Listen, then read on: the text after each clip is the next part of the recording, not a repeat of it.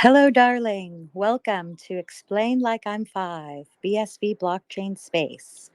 I am your host, Rory Byrne Zimmerman, and you can follow me here at RBZ Beijing. It's my delight to be here with you today. Thank you to Krez and Brett of the BSV Association for inviting me to host this space. And it's super exciting as today we are joined by the brilliant man, a leader in the ecosystem and the world, Brett Banfe. So, Brett, good to see you today and welcome here with me in the conversation.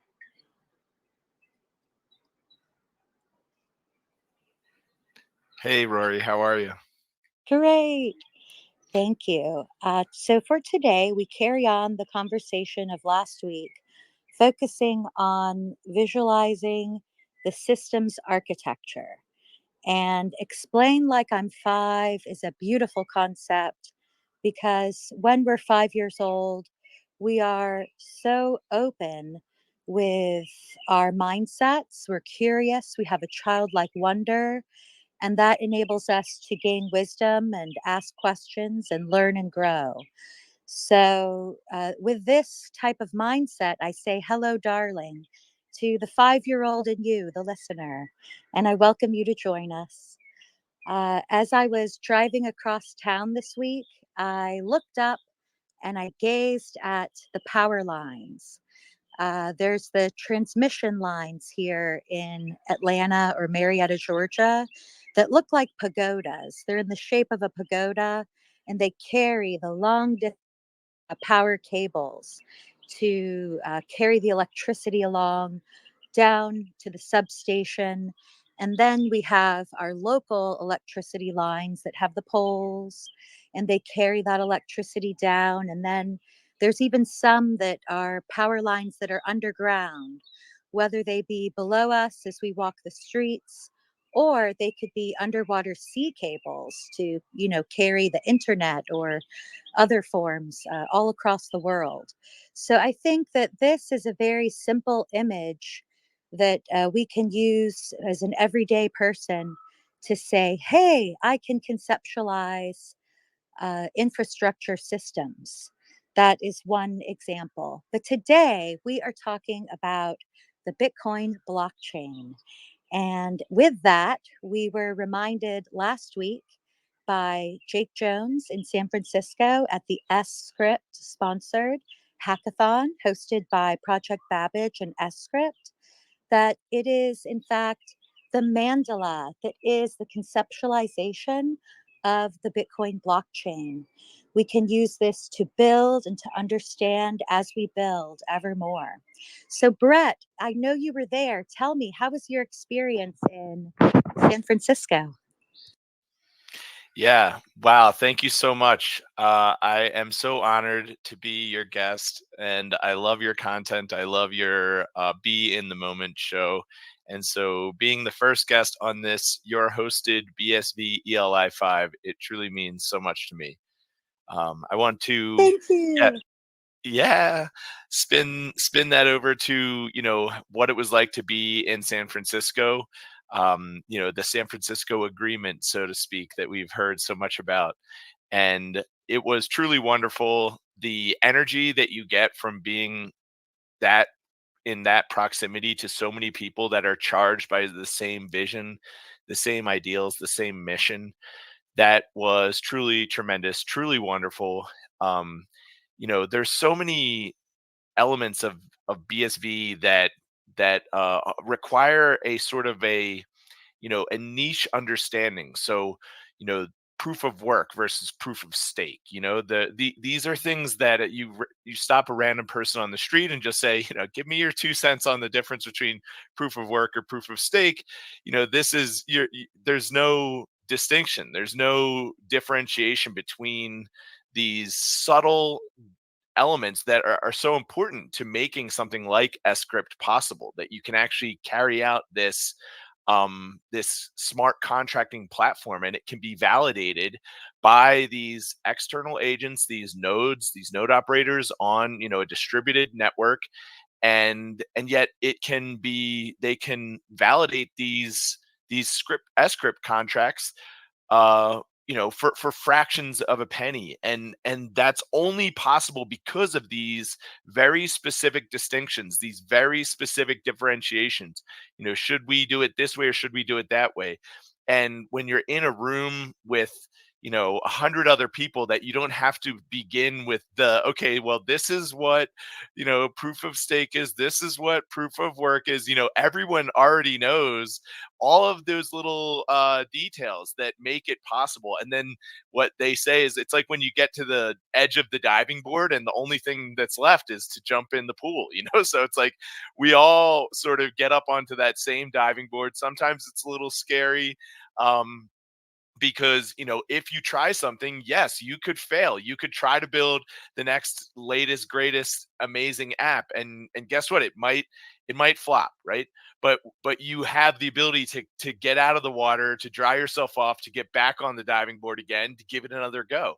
And it's these opportunities to learn from our mistakes and to keep pushing towards those visions and those ideals. When you see a room around you of, I don't know how many people, 70 people or so, 100 people, overall, as they're moving in and out, and some are leaving to go have lunch, etc.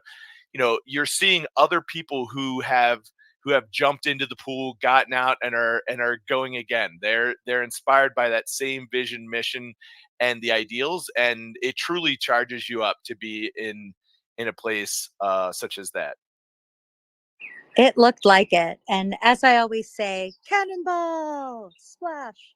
So that is a lot of fun. And I watched it on YouTube.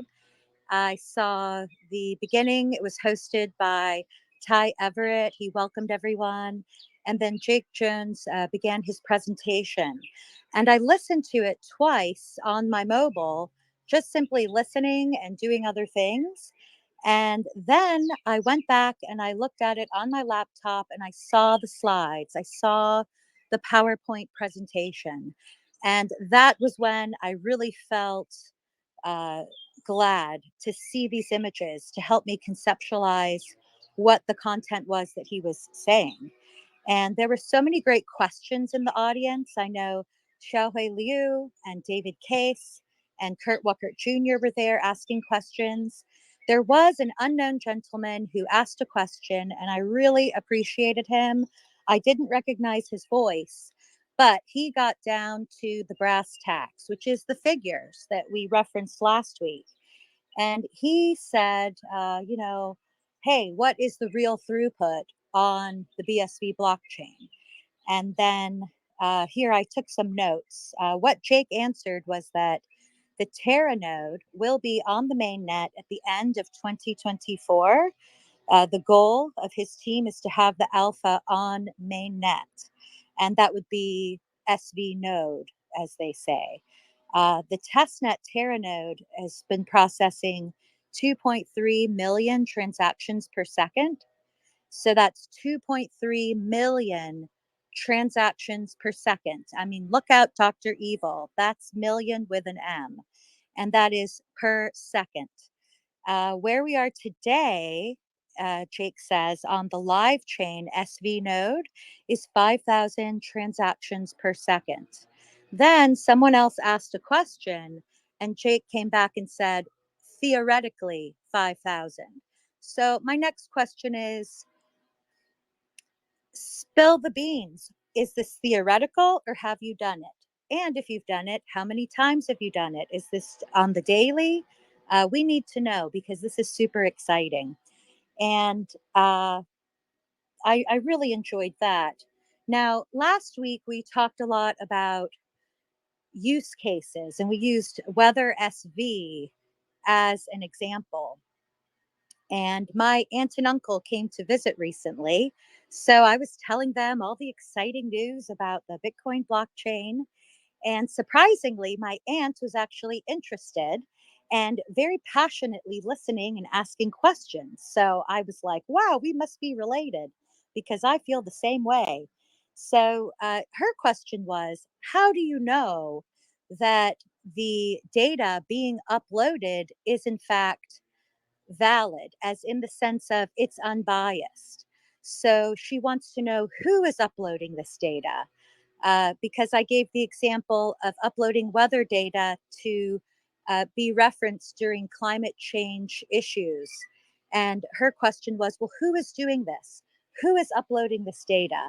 And I think that's a very good question. So when we talk in terms of validation, this word is used not only in the technical process of the system of validating and blessing transactions and validating blocks, but also how do we validate the integrity of the data that is being uploaded? So these are just some thought forms I'm throwing at you. We could continue to cover this in the future. But what are your initial thoughts so far, Brett? Well, really great questions. And I think they were two different questions that asked a very similar thing in different ways. And I think they can be, answered with the same answer, just, rehashed. So let's for a second, let's talk about, building and what we're looking to do, scaling up, scaling out. We hear the differentiation, the value proposition of BSV being its ability to scale. And let's just think about this from an architectural perspective for a second. Forget about network topology and stuff like this. Let's think about it if we're engineers and we want to build, something triumphant. you know, Imagine that we're building something like a skyscraper. Okay, we have the model, we know how to build skyscrapers, and we want to, test our prowess and our might as a civilization, and we're going to build the tallest and the best skyscraper of all time. So one, obviously you want to have a flat level surface, right? You want to build it on a flat level surface because as you start to build these parallel systems, these the frame for that skyscraper, it's important that if it's not parallel, it's going to start to veer off in one direction. And obviously, we don't want to do that, like the Leaning Tower of Pisa. So we'll try to get it as flat and level as possible. And then we'll just keep building, up. We take the basic model for how to build the first floor and we just put it on top of we put the second floor as a replica of the first model, the first floor, right? And but even these giant buildings that we see, the ones in Dubai and the ones that are in London, etc. You know, as you get to these higher and higher floors, you start to see that the diameter of the building is starting to shrink a little bit. And that's partially just because if we could just imagine for a second that we have some sort of advanced technology or something like this, we're a couple hundred years in the future and we're trying to build this skyscraper like miles and miles and miles up into the sky. You get these complications the farther that you get away from the base of the model, right? So now all of a sudden these little tremors or this little variance, if you weren't exactly 100% level at the base, when you're on the second floor, it's not that big a deal because you're so close to the ground floor that you can kind of hide the fact that there's some variance there. But the further that you get out, the more the fact that there's some variance or even just these very small slight changes in the evenness of your system. And now these problems start to compound on each other.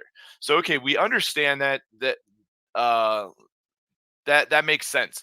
But let's shift for a second from, okay, we're architects or engineers are trying to build a tall building, and let's examine the model of a spinning top, a top that is just spinning on its center. So if we were to take that same top, right, and not spin it and just simply try to balance it on its center, that's very difficult to do. You have to get it exactly precise. You can do it.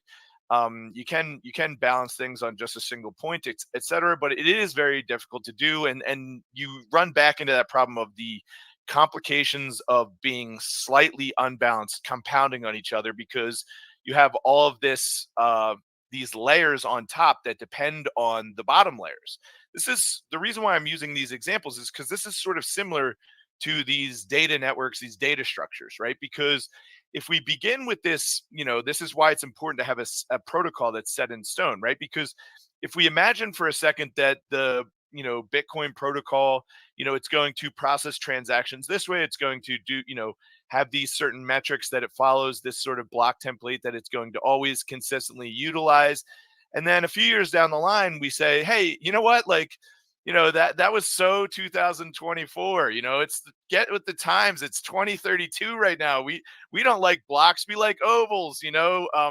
But you're a you're Yeah. a developer that built all this stuff on this idea that we're going to continue with this model. So now the problems, you could have a really great system built on top, but when the complications are below your layer, the layer that you can actually control, now you're allowing these external factors to influence the integrity of your system and your model. And so this is similar to, like, if we were building, we were only in charge of building the 32nd floor of this skyscraper or something like this, and now all of a sudden, the engineers on the first floor are saying, it would be really cool though if this whole building was on roller skates. Like, so now all of a sudden you've built a really sound, secure 32nd floor, et cetera. But you have this problem with people that are mucking about at the base layer. And but the network model of spinning on the top. So the nice part about the architecture of a spinning top, and this is going back to what you described as the network model that Jake referenced, which is the Mandala network. The spinning top is basically, it's centrifugal, right? It's taking the weight of the outside, and it's using that to balance the inside. And so this is the ultimate vision for the network topology, that of a Terranode model, right? Because what we're doing is we're distributing the load of the network out to the edges, so that Alice is transacting directly with Bob through these SPV protocols. Again, we're building these protocols in at the base layer, and once they're built in, they remain built in. uh, and that allows for if you just imagine it like a spinning top, Alice and Bob over here on the left side of the network are transacting, and Charlie and Dave over on the right side of the network are transacting. But just like a spinning top, balances itself by the counterbalance of each other's weight. Either the other side of the top is the one that's balancing the its counterpoint. You have that same system with the network model. And so at the end of the day, it funnels back into the center of the network. And so those centers, the center of that network, on the top, it's the point that touches the spinning top. It's a point that touches the table, right?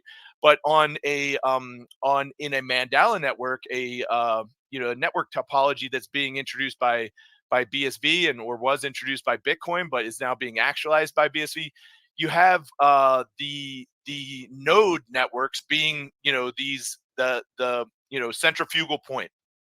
And why would the node networks care about Alice and Bob transacting, right? Well, they care because they're economically incentivized to care, right? They don't have hard instructions to care. They don't say, when Alice and Bob do this, always do this, right? So you're not programming this like, this robotic level that they have to always, these sets of instructions that they must always follow. They have a freedom to follow those instructions. They don't have to record or to validate Alice and Bob's transactions. That they can fall off the network. And if they fall off the network, those transactions are available for someone else to absorb. So maybe someone comes along and starts validating all the transactions, right? And now suddenly that person is getting a lion's share of that profit that network is generating as an economic system. And it's counterbalancing. Again, you're counterbalancing with all of these various different game theoretic functions, and all of this stuff that we hear all the time. The what is it, the Stackelberg game, and things of this nature, right? But really, what it comes back down to is just that concept of a counterbalance system that is built with a protocol that is unchanging, so that basically the rest of the network can rest assured that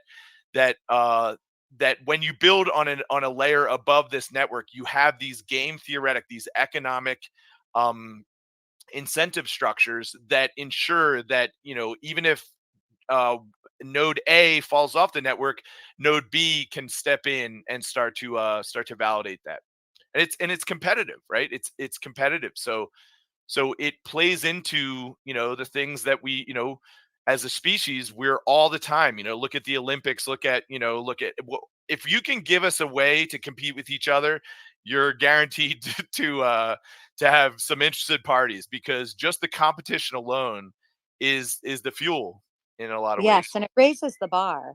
I find that when competition is arising or on the horizon for a business, then that those people and tend to say, "Hey, we can do better. Let's meet. Let's get ready to meet this competition before it's there." And it just leads to some continuous improvement, I think. So I'm never afraid of competition because I think it can, we can all make each other better. So yeah, those are also excellent visuals of building on solid ground, and then something that needs such a solid foundation to be the Shard, in London, or to be the Empire State Building in New York City, or to be the Salesforce Tower in San Francisco, let's say. So it's just so high up in the stratosphere that you have to have that solid foundation. That's what we're talking about with the Bitcoin blockchain. So Yes, one and thing, yeah. and also it's important. So when you are talking about the difference between a spinning top and if we're building a skyscraper, let's say we're building the Sears Tower or something like this. The Sears Tower, Mhm. when you put those central columns in place, those central columns are there for good. Those aren't moving. Whereas when you have this Mandela network, this spinning, right? Mm, Yes, you depend on a central fugal point, but if suddenly a giant gust of wind comes along, like now let's imagine that we have this perfect, top that with extremely low latency in terms of the friction point between, the top itself and the table. Of course, that's not, possible in like just a normal top, but imagine this system that has a deep frictionless top system. Now the wind comes along and blows just it's the 1,000-year gust of wind, right? With that central mhm, column, that 1,000-year gust of wind represents an attack vector. It represents a point of possible vulnerability for the Sears Tower. But for the Mandela network, this spinning top, all of a sudden this giant wind comes along, and yeah, your top was spinning. it keeps It was rolling. spinning in New Yeah. Jersey yesterday. Now it's spinning in New York tomorrow. Who the heck cares? Right. It's flexible. It's moving with the energy of the system, and this is the system itself has an economic nature to it. So of course, it's That going to be keeps it picking up, spinning. just like a tornado is picking up. A tornado is a concentrated center of wind activity, but it itself is nested within wind, right? It doesn't exist in a vacuum. It's wind that is more greatly concentrated within more wind, which is, and as you get closer and closer and closer to the center of the network, you're still getting the exact same thing. It's still wind. You haven't transmuted it into some, like, it goes from wind to water at some point or something. It's still just wind. It's just wind that's more tightly wrapped around itself. And that's what we see with the economic model and the network topology of Bitcoin, is that we see that it is economics at its fundamental layer that is just so tightly wrapped around itself that it becomes dependable. But it's also not dependable in the same way that a central pillar is dependable, right? It's dependable in a way where it can be able to, adjust as circumstances necessitate, but while adjusting, it's still not ever losing or leaving that counterbalance component that really drives it. Yeah, that's beautiful. The other image that I had that talks to this, movement nature would be a marching band. When you see a parade and there's the horn sections, and they're all in a line marching down the street, but then suddenly another section joins them and another section joins them. And then all of a sudden they're all going along playing, when the saints come marching in. and they're all in tune and playing along their sections in a round, or just in that marching band that gets bigger and bigger and bigger. Right. So that is one image that I see with this Terra node going onto mainnet, and then the mainnet itself, and then all of the different applications, or things like Jungle Bus, things that I'm still learning about. All of the application layers, those are, I suppose, more on the edges. So a mandala itself is an artistic form. It's a circle, something that we've seen people make since ancient times when they have some chalk or some paint. Carl Jung spoke of the importance of individualization by making mandalas on the daily. He says it could be a very healthy exercise. And within a mandala, you have a circle full of geometric patterns that are repeating, or there is that kind of symmetry, like you spoke of. You could visualize this centrifugal force where, there's Alice and Bob and Charlie and David, and they're all they're all working it, and then it is spinning around. It's just very very beautiful. Sorry, I'm getting a bit far out, but this Well, is something that we can use to really conceptualize everyone getting together and building out this blockchain for the world at yeah, scale. and yeah, and two points that I'll just touch on very quickly. But imagine that. Okay, we have. I'm sure you've heard of the 4 minute mile. Have you ever heard of this? No. The 4 minute mile is supposedly, this concept of the glass ceiling, where like there's this certain limitation that we sort of just like lives in our periphery or something like this. And that, well, all right, I'll go a little one step deeper and just explain the glass ceiling. So or Mhm. one version, one model of this. You have this, imagine you have this little mason jar, right? And you have this beautiful little cricket, the happiest cricket in the world. And he gets inside this mason jar, and he has this beautiful gift and ability of jumping, and so he can jump like leaps into the sky, many many times his size.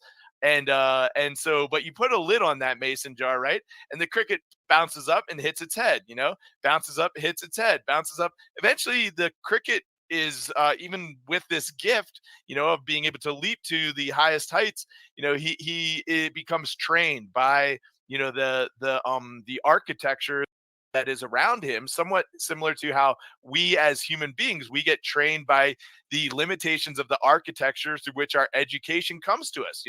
Oftentimes it's coming to us through this very regimented form. In the regimented form, they say the master's tools never dismantle the master's house. So the regimented form, of course, takes this produces a very regimented education for us, and we become little, like, little central pillars of that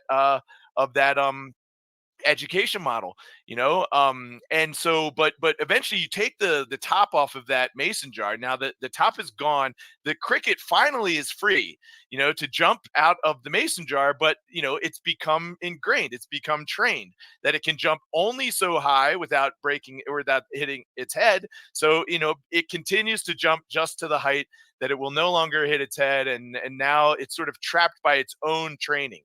And so how that relates to this concept of the 4 minute mile, and what we're doing, as human beings, we have this instinct to achieve, right? We have, so the for a long time no one could get below a sub 4 minute mile, despite, obviously it being a target on everybody was trying to hit it. And the story goes that once one person broke that threshold and finally got to below a 4 minute mile, then like the next year, like 37 people broke it or something like this, right? So the idea is that it's like, when one cricket finally jumps out of the constraints, even if those constraints are self-imposed, right? I was talking about the education system, but sometimes it's not the education system. We don't always have to look for something or someone to pass that blame onto, right? Sometimes it's we impose these limitations on ourselves just by saying, well, I don't think I'm good enough, or I don't think I have, the power to achieve or affect this result, etc. We accept our own boundaries and our own shackles sometimes. Sometimes those are valid and they deserve to be there, and sometimes they don't. But when you can see someone break free of that, and this is like goes back to like the Plato, the myth of the cave, and we're staring at the wall, seeing the shadows, and then someone frees themselves and heads back up, out of the cave, that the false reality, and gets up into the true daylight. We can watch that and we can say, hey, what, I just saw someone do it, I'm going to try it. And but imagine, and this is that going back to that Mandela network, where we're all depending on that centrifugal force, the Mandela, that of our own topology, our own network topology, and our own economic incentives. Imagine if we could take these athletes that are striving for this sub 4 minute mile, and saying like, okay, when this athlete, first of all, they're going for personal achievement, they're going for personal gain, and it's not oftentimes, money is not necessarily involved with that, right? Like some of these Olympic athletes, like it's the honor, the gold medal. It's not the weight of the gold that you can melt it, and like that's not what's motivating them. It's the achievement that's motivating them.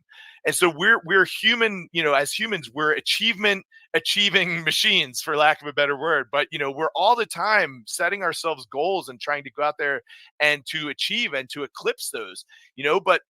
But the thing is that within, okay, let's just say that we have this amazing runner, and finally achieves this world record.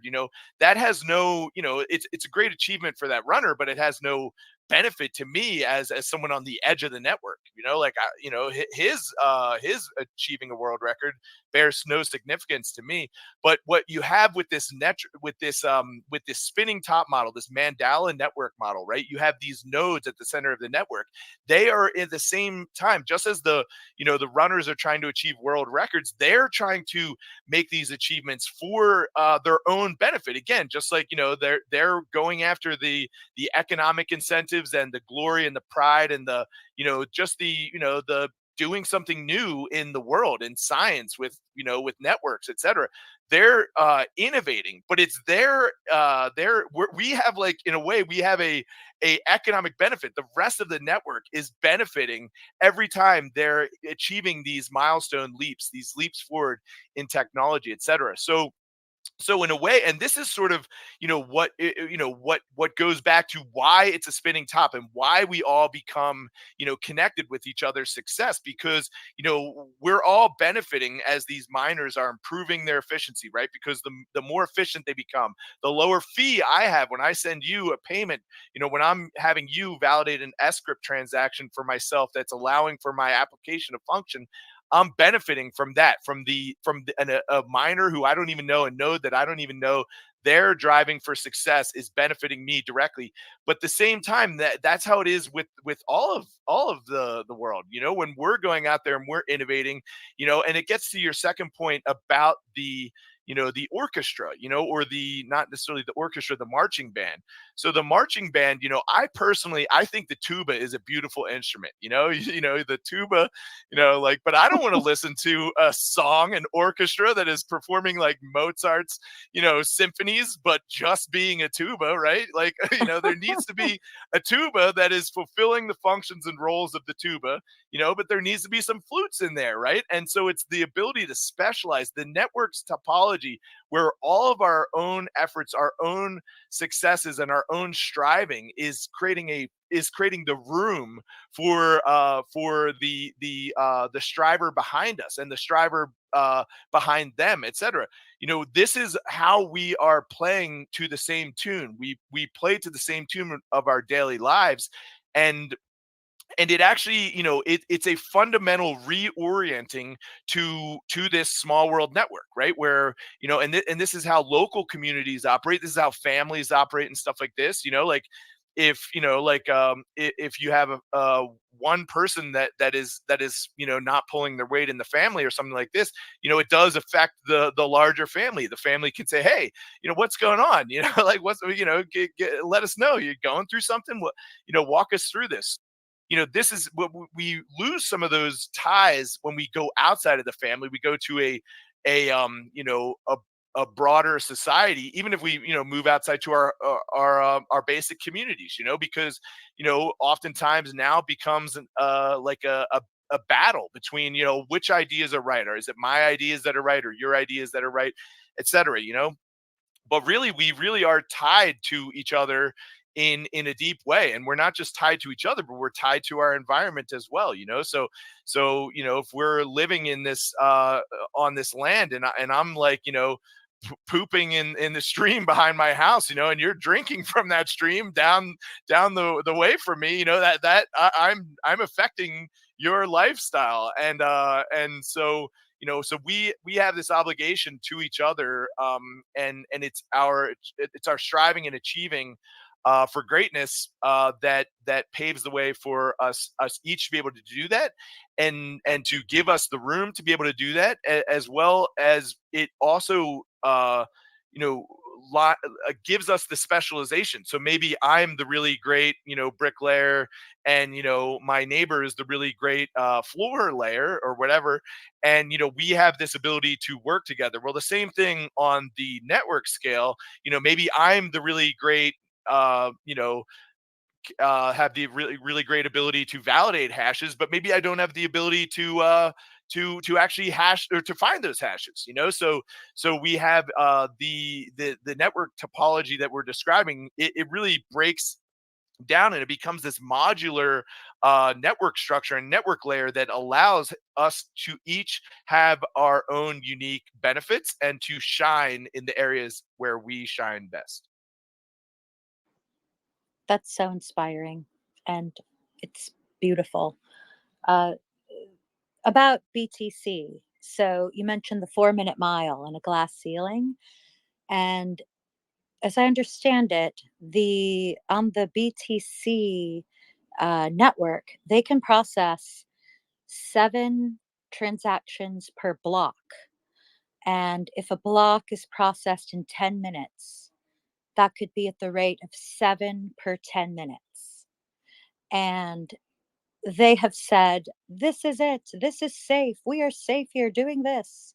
This is what we do. It's not to do what you do. And they've had a big influence on mainstream mindset with their different thought forms, which are old school Wall Street, pretty much. uh, Buy and sell a token, or a token of a company.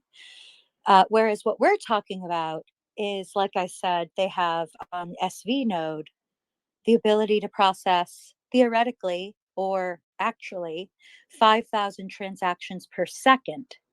So answer in 10 minutes, I don't know. I would put it in a calculator.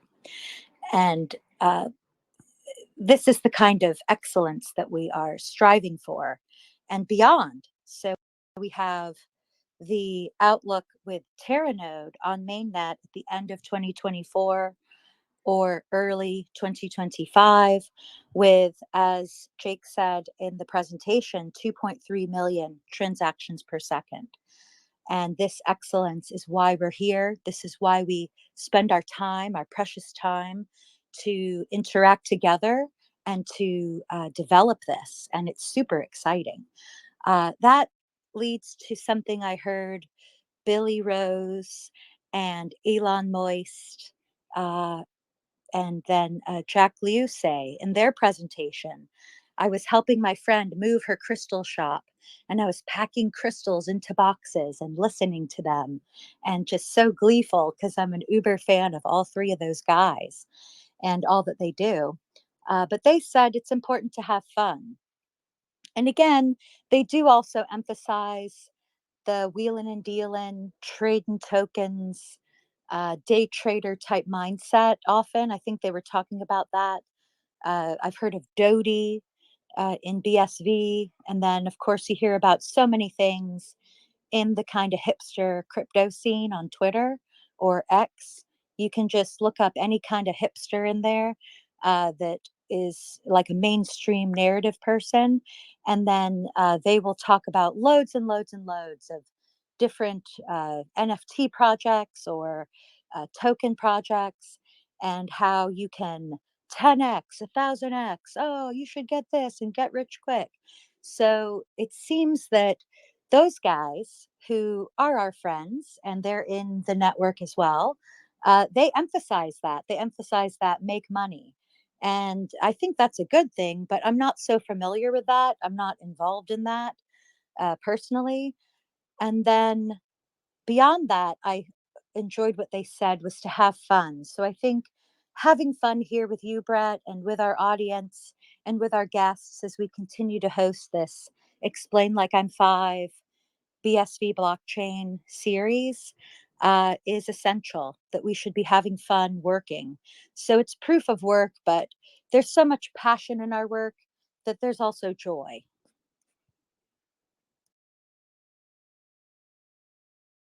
Yes, thank you so much. And yeah, you started off that with talking about BTC. So, just to continue with this concept of the racing, metaphor that we are all benefiting from, such and such racers striving to achieve that new world record, et cetera. The counterpoint to that is that okay, who is the current world record holder for the mile? I'm not sure who it is, but it's safe to say that I didn't personally witness him hit that mile. You know what I mean? I didn't personally witness him achieve that time, right? So the counter narrative to this, the BTC side, is like, hey, if instead of us all striving for our own greatness and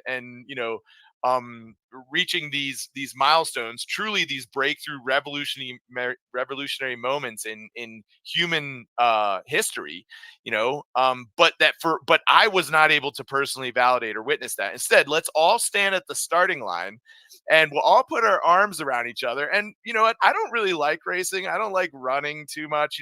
Let's just walk to the finish line together. But instead of us having one person or two people or three people that actually deserve to compete at this because they're racing against each other, right? This is the flip side of the counterweight, right? So we have these four people who truly belong on a racetrack, and that they all, in some ways, like, it's their striving towards a common goal that is pushing them farther along their journey, right? If for because we see this with some athletes, like for example Magnus Carlsen is the greatest chess player, I wouldn't say of all time, because there's some really great ones that and also they are in different generations, but he's certainly the greatest chess player of our generation, of this generation. And yet he didn't compete in the world championship last year.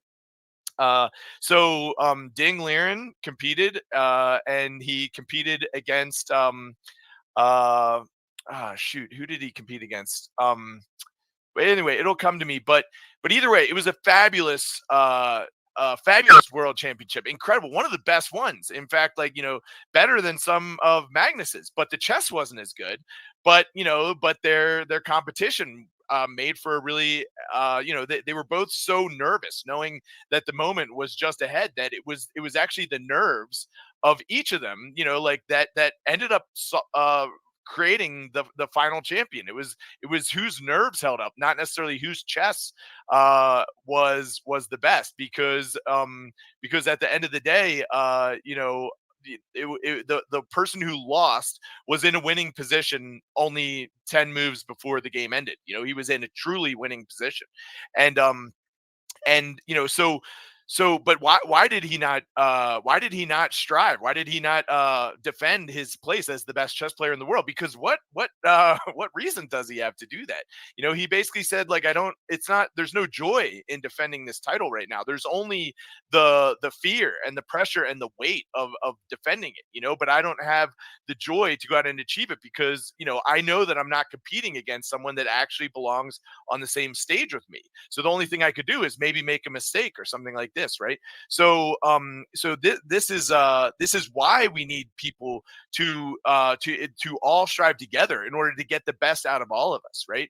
But the flip side of that is the BTC narrative, which is like, well, I don't really like running, I don't like racing too much, but I do like us all validating the each other, right? So instead of racing against each other, we're all going to walk to the finish line. And when we get to the finish line, all that 10,000 of us, and this is the metaphor for the Raspberry Pis that are, referring to themselves wrongly as nodes on the network. We know that nodes build blocks.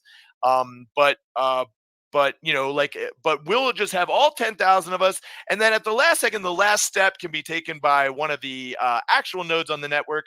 But yeah, we'll be able to record that data. We'll all witness it, etc. And so, but at the end of the day, you have a counter narrative to the one that I was describing before about, the counterbalancing of the network being, centrifugal and funneling itself back into the economic incentives of the center of the network. Now the incentives are not that we want to, achieve the best that the brightest and most capable of us are of achieving, because if we were to race, then, I wouldn't, let's just say that the same 1,000 of us or 10,000 of us all stand on the finish line, and we all decide to do that same race, except instead of us all locking arms and walking to the finish line, let's just say that, we do a race for a mile or 10 miles or something like this.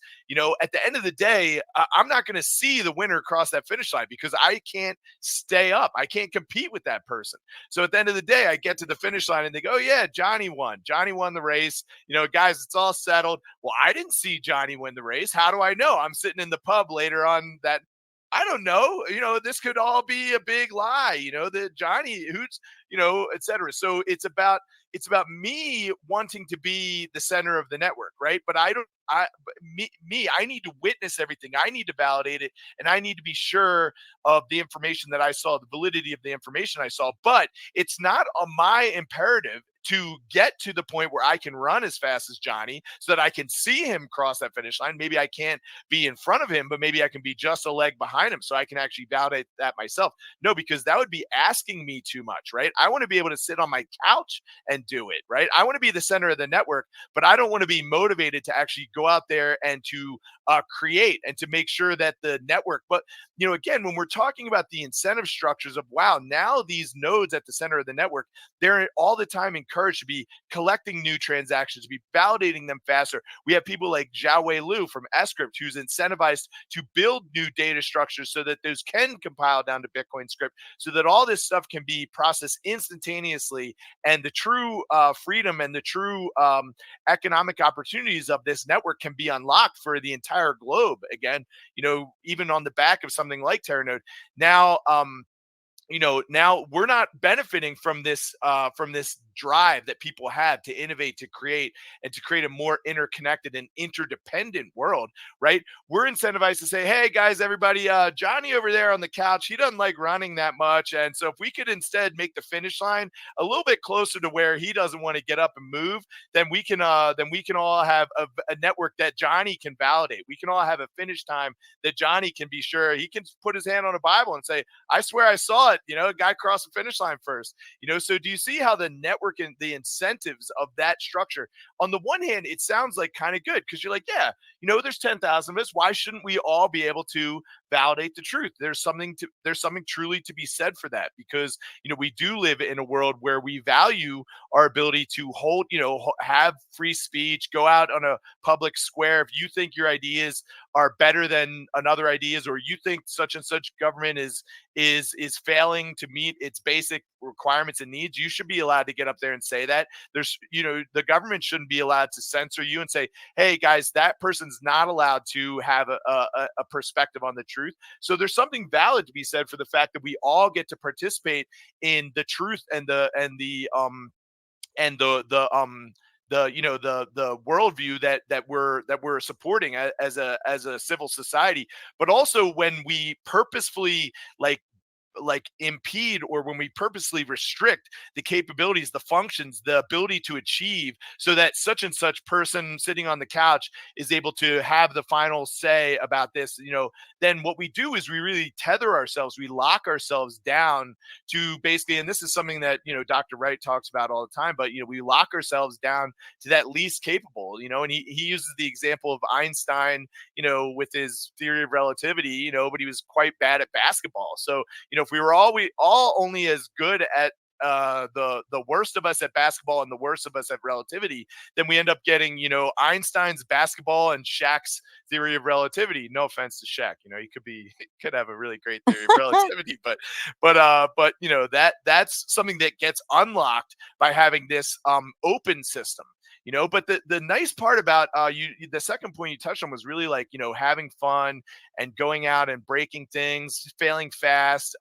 Jack Lou's his really great advice to a lot of people to go out there and to experiment and innovate. When Oh, yeah. the yeah you have the ability to do that, and we all have the ability to, that doesn't necessarily mean I have to be the one that goes out and fails. Maybe, like maybe they're trying this new tool, and they're gonna benefit if it's really great, and they're gonna fail if it's really if it's not, but I get to, benefit from their experimentation, like, and this is something that's valuable about just the concept of the small world network in general, is that, we get to test, and we get to innovate, and we get to have some fun, and it's that ability to do so in a permissionless way, where, like, of course, by, there's still some basic fundamental things that we want to do so that we're not,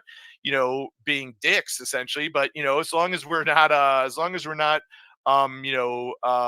being, infringing on our fellow human beings, then yeah, we have the ability to go out and experiment, and Zhao Wei Lu can build S script, and say, hey guys, like, and it might not be everyone's cup of tea, right? Somebody might say, I would have built a compiler that did it slightly differently, and it's like, great, well, just do that then, like, get on your horse, go and build something, and Oh, you no. yeah you, Yeah.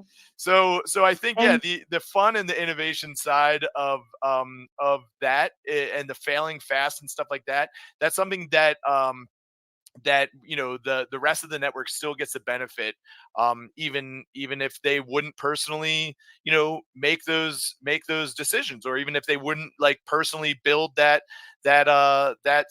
system in the exact same way that Jiawei did, but we're interconnected and interdependent enough that we get to benefit from each other's tooling.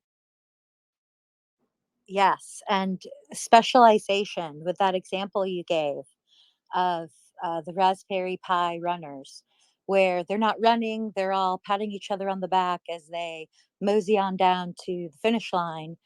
And that means that they are not able to specialize because, having run races in school myself growing up, I know that there was one time I did come in third place in a fun run.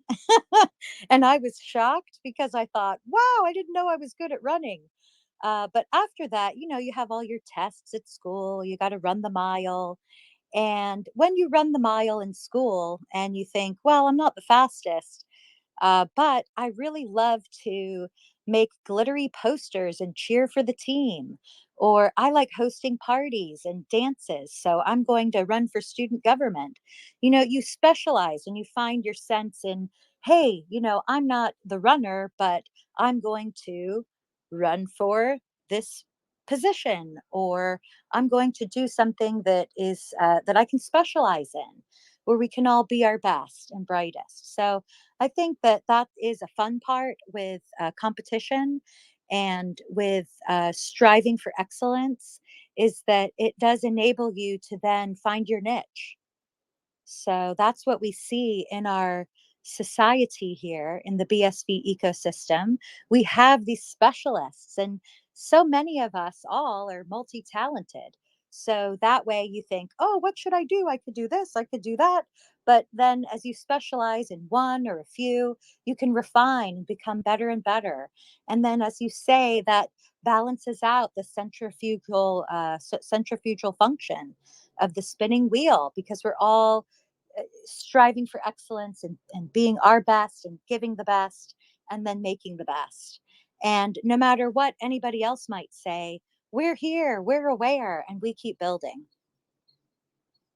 Yeah, absolutely. And, like, Daniel Krawitz If anyone is not familiar with him, I really encourage you to head on to his YouTube channel called Bitcoin Stuff and check it out. He Mhm. breaks down these concepts that are really, for me, they were obtuse. I didn't get a lot of this stuff. You don't just see Bitcoin and then all of this stuff is immediately apparent to you. Like almost in a way, it's like a magic eye. Do you remember the magic eye? What's that? A magic 8 ball? No, a No. magic eye was like a poster, and when you looked at it, it just looks like all Oh, scribbled data. Like yes. it's like a red lines here, blue lines over here, right? But if you step back and sort of like adjust your vision, your field of vision in just the right way, like a hidden image appears before you. You know, so this is what it's like the Bitcoin network, right? You look at the white paper and you're like, yeah, it's like techno. There's like it looks like, to be honest with you, it looks like the like an IKEA system, like an IKEA instruction book for like how to build like some like layer, or like how to disassemble your router or something like this. To me, it's like, yeah, I don't get it. But then, like when you step back and you're like, wow, no, actually this is really, like Daniel Krawitz calls it, like, we're talking about distributed consensus, like how nodes on a network form distributed consensus. But like at the end of the day, we are the nodes. And like the distributed consensus is like what we want to achieve as a society, like what we're trying to build towards. So it's like, oh, that's not necessarily just a technical thing, right? Like this, I have much more experience with that. Like anybody that's been, like you said, like, in a booster club at school, or, like at doing a bake sale to help like raise, money for your football team to buy new helmets. Like, right. Like you have to know what language people speak, and like it's a technical implementation of a much deeper um orientation, and it's an orientation towards each other, right? We become more enmeshed in each other's, and we become more dependent on each other's success. And I go back to the quote by Martin Luther King a lot of times, where he said, I can never be, the person that I'm truly meant to be until you are the person that you're meant to be, and you can never be the person that you're meant to be until I am the person that I'm meant to be, right? So it's our working towards our own, and this is to go back even farther than Martin Luther King, but just the golden rule, like do unto others as you would have others do unto you, right? Like this is the ultimate way that we orient towards each other, like um and there's so much value there, and the value doesn't necessarily come from, okay, like I put my shopping cart back after, like I'm a nerd. I like, I want to go put it back because, like, there's a guy that's out there that's working, that's watching me, and he's just like, that freaking asshole just left it right in the middle of everywhere. Now I got to go walk over there, right? Why can't I have more accountability and burden and responsibility? Yeah, it's burden, you know what I mean? But that burden, is that necessarily such a bad thing? Maybe that burden that I have to reset things the way I found them, or to be the person that I want to be, that I want to be, that I would wish someone else would be in the world, right? We always have this propensity to say, like, this is what you should do with your life. You should value this thing more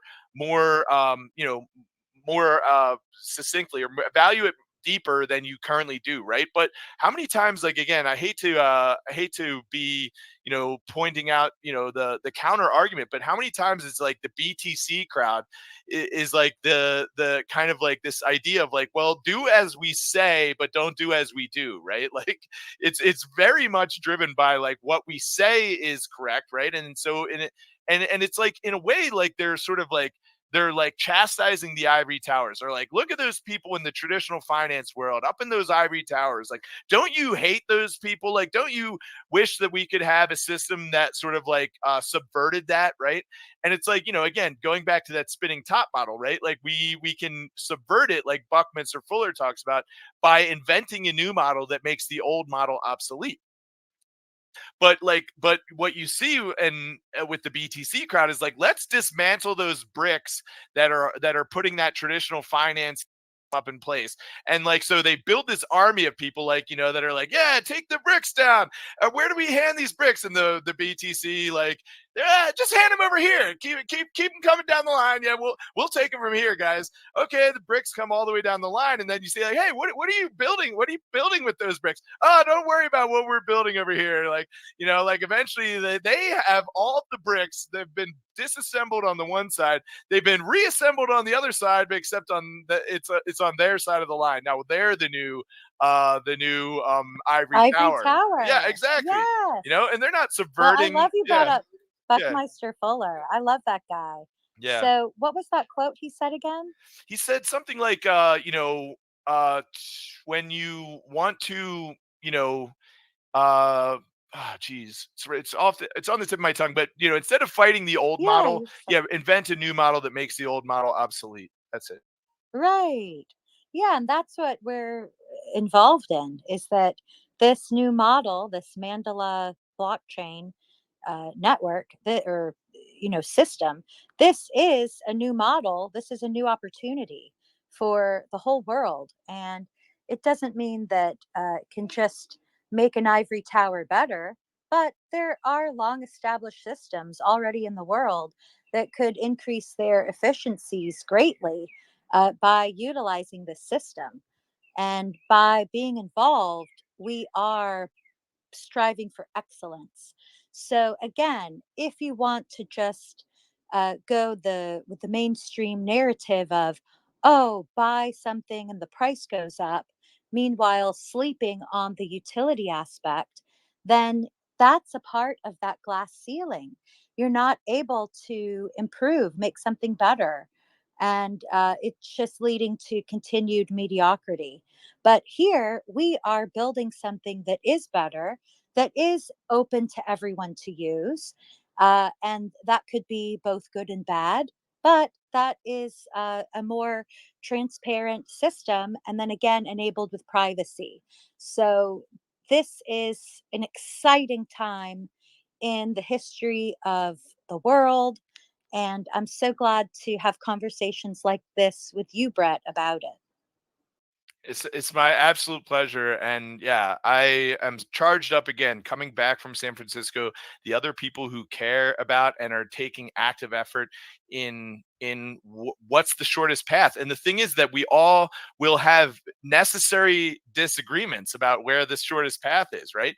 But at the end of the day, I truly believe that if we are staring at the same horizon point, looking out on that horizon, and we see that common point that is drawing us, that's saying, more interconnectedness, lower fees, more auditability, more frictionless network model that allows for data ownership, right? All of these things, we all know what those things are. And then you think that the best way to get there is to turn right at this junction, and I think it's to turn left. Good, that's great. We want that to be the way that it works. We don't want there to be, hey, if you don't follow my exact path through the woods, then like screw you, you're not a real Bitcoiner. You know what I mean? Like, that's silly, right? We want to have and I think that we have to remember that all of the world is theater, so we have Jack Lew up there, BSV is dead, and this, that, and the other, and does that hurt? Is that a sling? Is that an arrow that hits my heart? Yeah, a little bit, like in this like very like surface level. It's like, oh, he's talking bad about something that I care about. Like I'm butthurt about that. But if we remember that that the world is a stage, right? Like Oh, this is a play where we're acting, and it's the way in which we act, that actually demonstrates the key values and the core values of what we represent. So I truly think that Bitcoin has to win in the hearts and minds of men. It's not going to win because so and so like decreed it was so. That this is like something that it's too spontaneous. It can't be governed by a set of like of directives that are like im you know impenetrable or in like irreplaceable or whatever, right? Yeah, replace it, that. And that's the meme culture, the having fun side is the side that's just much more willing to say like, hey, like like, this is my sacred cow. Like, let's put it on like a JPEG, and let's like, let's ridicule it. You know what I mean? And that, I think, it teaches us to be flexible, right? We want the world to be more flexible, but we ourselves are not flexible, right? Like, this is the key. Like, and there's a quote that I really love, which is like, if you want to understand or trying to change the world without first understanding your true self, this is like trying to cover the world in leather to avoid the pain of walking on stones and thorns, right? It's just easier to wear shoes. Like, we need to wear the shoes of our own, Bitcoin, love, and if there's someone that's not wearing the exact shoes as us, it's like, good, that person is on a path that is more, they're going to speak to people that I'll never speak to. Jack Lou is going to speak to a person that I will never speak to, because I have a different perspective on things than him. But I want him to be going out there and talking and be going into these BTC spaces and educating him about, these things that are difficult concepts for people to get, because we need more people contributing their passion and effort and energy, not less. Oh, absolutely. It makes us all better. So I'm grateful. And we've come to the end of our spaces for today. But I would love to say thank you to Brett. You are brilliant and one of integrity, ever working. So thank you for being here. And I look forward to next week, where we continue our exploration of the BSV blockchain mandala. And hopefully, we can also have some more guests. So, anyone listening, go ahead and type a comment below this thread on the X Spaces and let us know what your interests are. And if you have any insight to share, we will love to read that. And also give us some good tips for topics you would like us to just cannonball into in the future. Yeah, thank you so much for having me, Rory. Thanks for stepping in and leading this series going forward. It's in good hands. Thank you. It's my pleasure. And have a wonderful time in San Francisco. Are you still there? No, I just got back, but yeah, I guess the next one that I'll be at is London Blockchain Conference. So yeah, Woohoo! come on down to London Blockchain Conference, meet me there, and yeah, I'd love to connect and get buy you a drink. Oh, sounds good. So everybody out there, get down to London, and I'll be watching online. So I'll be able to comment and share more of the speeches from the conference. Because when you're actually at the conference, you're just chatting with everybody that's there the whole time, and you miss most of the content. So I think it'll be good for me not to be there this year, so I can actually watch it live or same day. But anyway, have a great week, everybody, and we'll see you next week. Bye. Bye bye.